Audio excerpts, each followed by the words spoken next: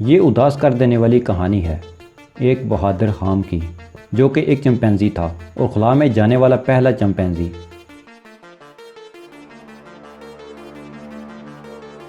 یہ سب اس کی مرضی کے خلاف کیا گیا اور اس کی جان کو خطرے میں ڈالا گیا۔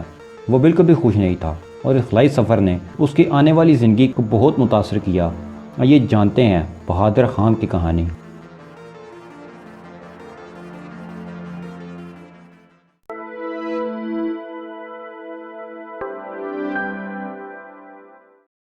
خام 1957 عیسوی کو کیمرون کے جنگلوں میں پیدا ہوا۔ وہاں سے اسے پکڑا گیا۔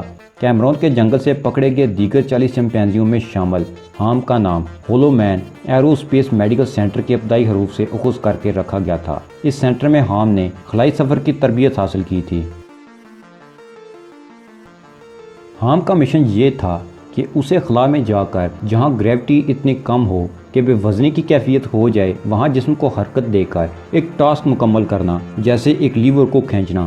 اس کے لیے خام کو تربیت دی گئی۔ یہ تربیت اسی نوعیت کی تھی جس طرح مداری بندر کو اور ریچھ کو تشدد کے ذریعے سکھاتے ہیں۔ خام کو ٹرینر نے تیز چمکتی ہوئی سبز لائٹ روشن ہونے پر خام کو لیور کو حرکت دینے کا پابند کیا، اور ایسا نہ کرنے کی صورت میں خام کے پاؤں کے تلوے میں ہلکی نوعیت کا کرنٹ لگایا جاتا تھا۔ یہ عمل متعدد بار کرنے کے بعد خام نے کرنٹ کے خوف سے سبز لائٹ روشن ہوتے ہی لیور کو حرکت دینی شروع کر دی۔ لیور کو کامیابی سے حرکت دینے پر خام کو انعام کی صورت میں کیلا دیا جاتا تھا۔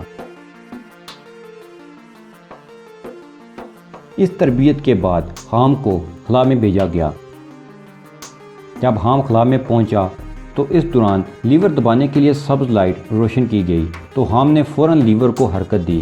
اس طرح پہلی مرتبہ انسان یہ بات جاننے کے قابل ہوا کہ خلائی سفر کے دوران جسمانی اعضاء کو حرکت دینا ممکن ہے،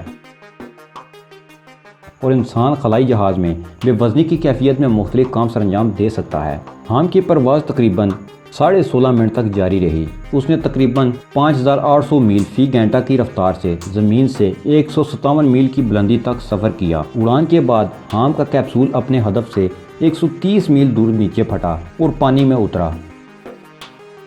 بحالی جہاز کو خام تک پہنچنے میں کئی گھنٹے لگے، لیکن موجزانہ طور پر وہ زندہ اور نسبتاً پرسکون تھا۔ کیپسول سے باہر نکل کر ایک دفعہ اور آخری دفعہ خام مسکرایا، اور پھر اس کے چہرے سے خوف عیاں تھا جو بقیہ ساری زندگی اس کے ساتھ ہی رہا۔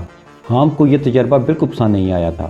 بندر خام بہت دکھی تھا۔ اس کے بعد 1963 عیسوی میں اسے نیشنل زو بھیج دیا گیا، جہاں اس نے 17 سال اکیلے زندگی گزاری۔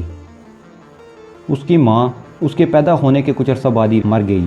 وہ قید کیا گیا۔ اس کی مرضی کے بغیر اسے خلائی مشن کے لیے ٹریننگ دی گئی اور اسے فورس کیا گیا کہ وہ خلا میں جا کر ایک ٹاسک مکمل کرے۔ اس کے بعد اگلے 17 سال تنہائی میں بغیر فیملی کے گزار دیے۔